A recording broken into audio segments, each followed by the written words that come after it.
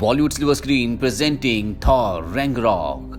Avengers the Age of Ultron के युद्ध के बाद जो कि सोकोविया में हुआ था, थॉर ब्रह्मांड में इन्फिनिटी स्टोन्स के बारे में जानने के लिए निकल पड़ता है और आज 2 साल बाद दिखाया जाता है कि थॉर को एक डीमन जिसका नाम सर्टोर है, उसने थॉर को जंजीरों में बांधा हुआ है। वो डीमन थॉर को बताता है कि तुम्हारे पिता एसगार्ड में नहीं हैं और बहुत जल्दी रैग्नारोक की भविष्यवाणी पूरी होने वाली है, जिस भविष्यवाणी के अनुसार एसगार्ड में रहने वाले हर एक जीव का, हर एक प्राणी का हमेशा के लिए खात्मा हो जाएगा।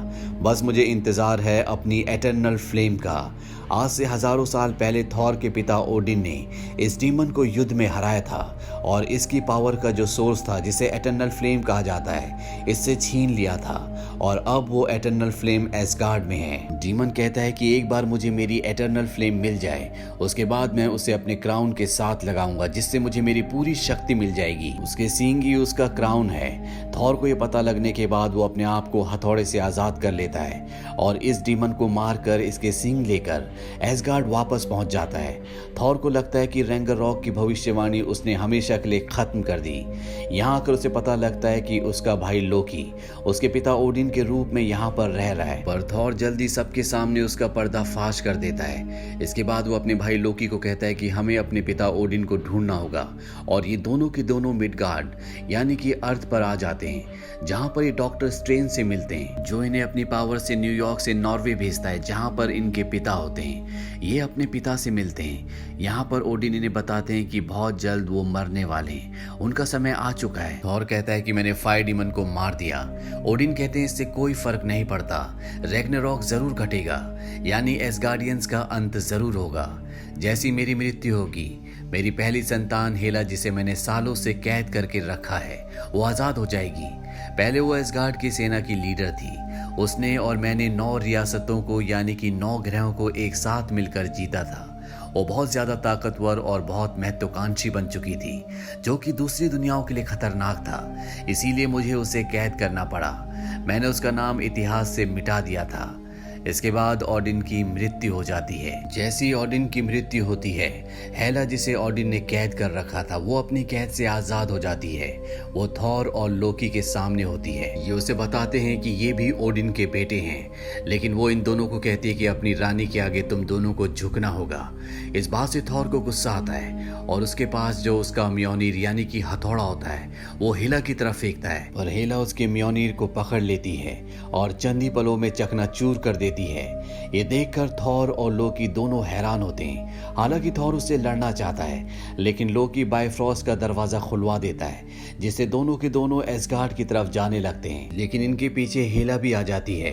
वो इन दोनों को बायफ्रॉस्ट के रास्ते से बाहर फेंक देती है और खुद एसगार्ड पहुंच जाती है, जहां पर कुछ लोग उसका मुकाबला करने की कोशिश करते हैं, लेकिन वो उन्हें मार देती है। एसगार्ड के द्वार का रक्षक वैसे तो हाइमडाल था, लेकिन लोकी ने उसके बदले अपने ही एक आदमी को, जिसका नाम स्क्रज है, उसे एसगार्ड के द्वार का रक्षक बना दिया था। वही तलवार से बायफ्रॉस्ट के दरवाजे को खोलता और बंद करता था।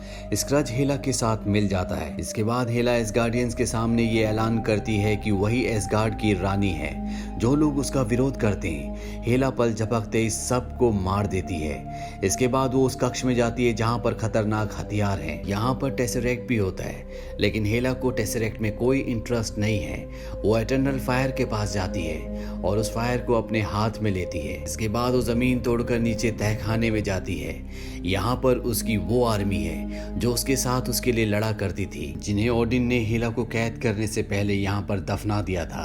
हेला के पास जो एटर्नल फायर होती है, वो उससे अपनी पूरी आर्मी को दोबारा से जिंदा कर देती है। साथ ही एक जाइंट वुल्फ को भी, जिसका नाम फेनरिस है, जो हेला का वफादार है। हेला अब अपना वो मकसद पूरा करना चाहती है जो हजारों साल पहले करना चाहती थी, जब उसने ओडिन के साथ मिलकर 9 रियासतों को जीता था।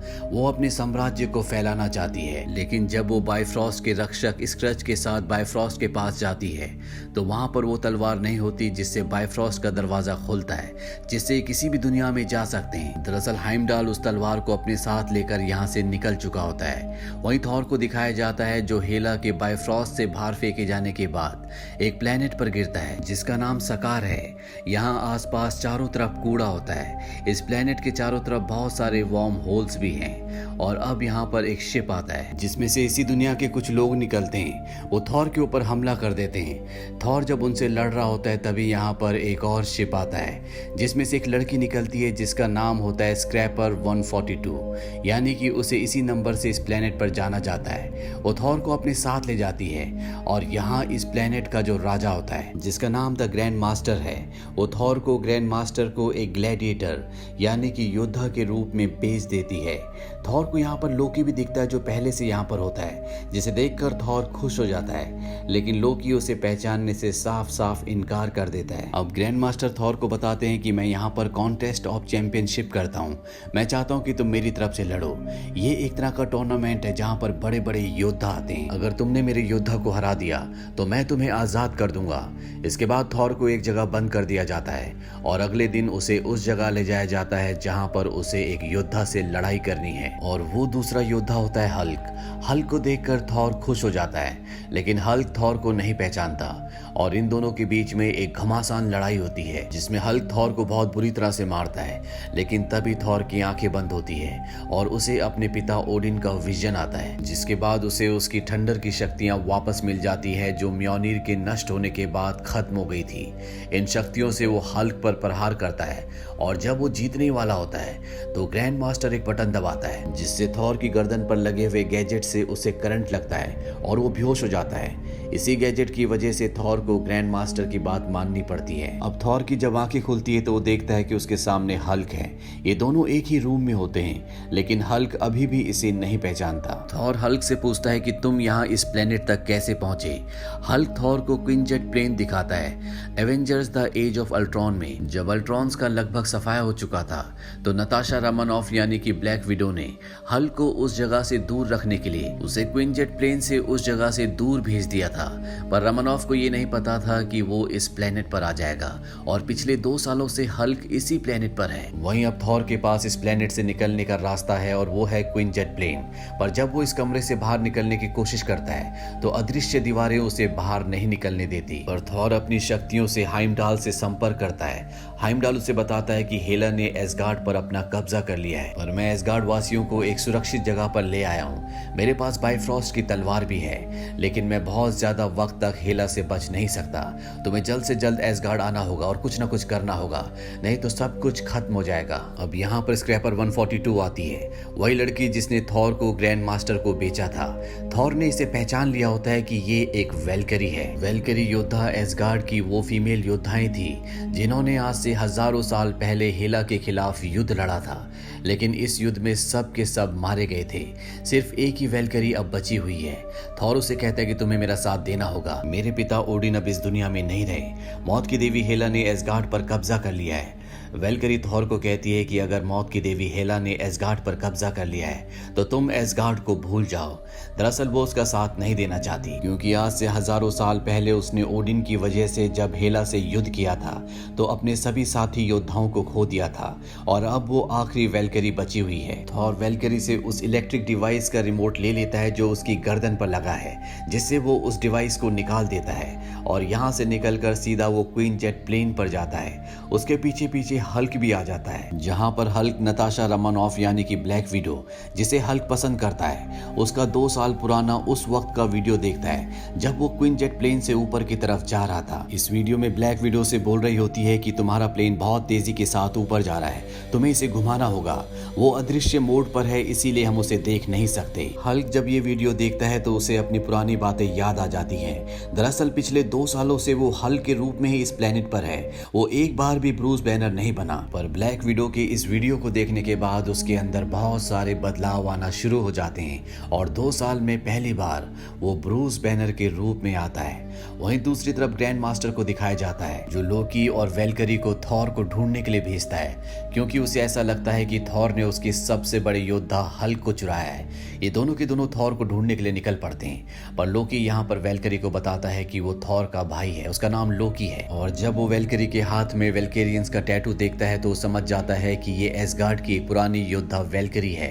वो वेलकरी के दिमाग पर अपना हाथ लगाता है, जिससे वो उन यादों में चली जाती है जब मौत की देवी भी हेला ने उसके सभी वेल्केरियन साथियों को बहुत बेरहमी से मार दिया था और इन यादों के दोबारा जिंदा होने के बाद वो थॉर का साथ देने के लिए तैयार हो जाती है ताकि वो हेला से बदला ले सके। वो थॉर के पास जाती है और कहती है कि हमें इस प्लेनेट से निकलना होगा।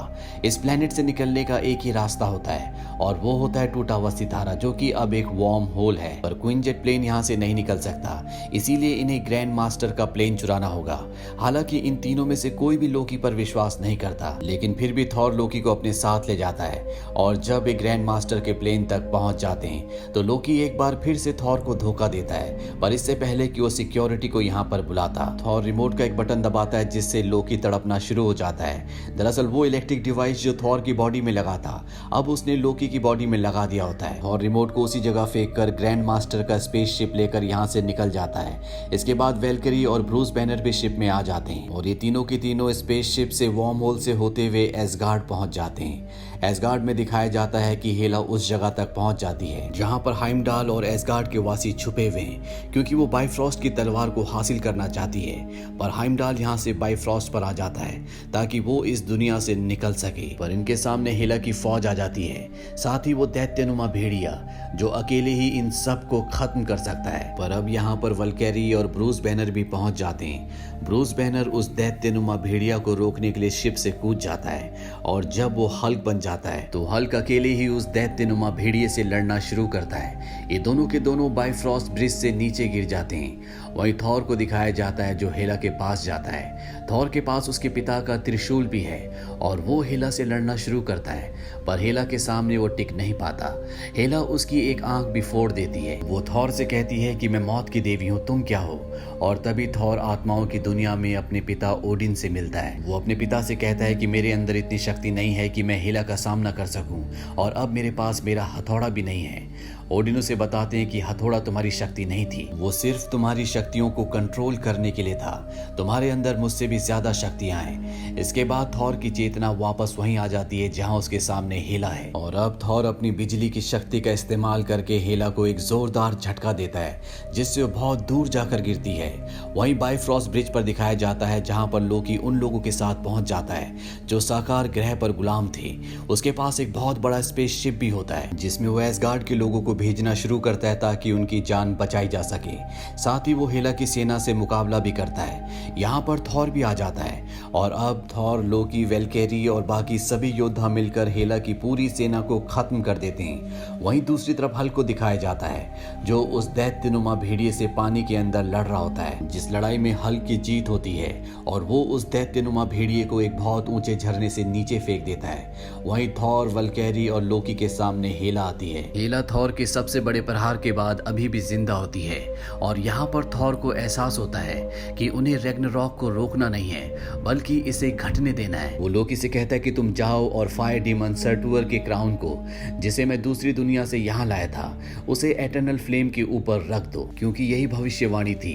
लोकी जाता है और सर्टुअर के क्राउन को एटर्नल फ्लेम के ऊपर रख देता है जिससे फायर डीमन सर्टुअर एक बार फिर से जिंदा हो जाता है और भविष्यवाणी के अनुसार वो रैग्नारॉक को यानी कि एसगार्ड को खत्म करना शुरू कर देता है जो कि उसी के हाथों से होना है। यहाँ पर अब हल्क भी आ जाता है और जब वो फायर डीमन को देखता है जो कि बहुत विशाल होता है तो हल्क उस पर हमला कर देता है, लेकिन एक ही प्रहार से वो हल्क को दूर फेंक देता है। हालांकि हल्क उससे लड़ना चाहता है लेकिन थॉर उसे मना करता है। वो कहता है तुम मुझसे जीत नहीं सकते और इसके बाद हल्क इन दोनों को यहाँ से उठाकर उस स्पेसशिप में जिसमें पूरा एसगार्ड है उसमें चला जाता है। हेला फायर डीमन सर्टुअर का मुकाबला करती है लेकिन अब वो पहले से भी ज्यादा ताकतवर हो चुका है, इसीलिए तलवार के एक ही वार से वो हेला के साथ पूरे प्लेनेट को भी खत्म कर देता है। वहीं स्पेसशिप में थॉर के पास लोकी आता है। थॉर लोकी को उसकी मदद के लिए धन्यवाद कहता है और अब थॉर को एसगार्ड का राजा बना दिया जाता है।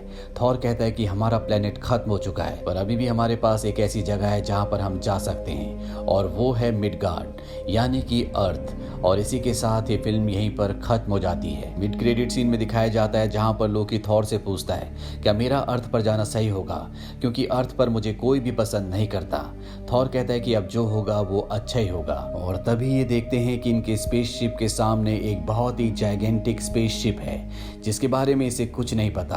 पोस्ट क्रेडिट सीन में दिखाया जाता है साकार ग्रह को, जहां पर ग्रैंड मास्टर को उसके सभी गुलामों ने घेरा हुआ है जो उससे बदला लेना चाहते हैं। तो ये थी पूरी कहानी फिल्म थॉर रैग्नारॉक की। ये मूवी ईयर 2017 में रिलीज हुई थी। IMDb पर इसकी रेटिंग है 7.9। इस मूवी का बजट था $180 मिलियन और बॉक्स ऑफिस पर इसने कमाई की थी $854 मिलियन की। उम्मीद करते हैं कि ये कहानी आपको पसंद आई होगी।